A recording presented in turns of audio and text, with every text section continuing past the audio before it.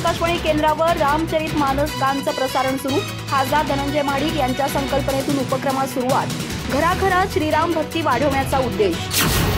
रामनवमी निमित्त देशभरात विविध धार्मिक उपक्रम पार पाडत असताना कोल्हापूर आकाशवाणी केंद्रावर रामचरित मानस गान या विशेष कार्यक्रमाचे प्रसारण सुरू करण्यात आले आहे। खासदार धनंजय महाडिक यांच्या पुढाकारातून आणि संकल्पनेतून साकारलेल्या या उपक्रमामध्ये संत तुलसीदास कृत रामचरित मानसाचे सस्वर वाचन व गान दररोज सकाळी 11 वाजता श्रोत्यांना ऐकावयास मिळणार आहे। प्रभू श्री रामचंद्रांच्या आदर्श जीवन मूल्याचा प्रसार व्हावा, घराघरात श्रीराम भक्तीची ज्योत प्रज्वलित व्हावी यासाठी हा उपक्रम राबविण्यात आला आहे। प्रसिद्ध गायक श्री सुनील गायकवाड यांच्या आवाजात सादर होणारे हे मानस गान कोल्हापुरातील तमाम रामभक्तांसाठी एक पर्वणी ठरणार आहे।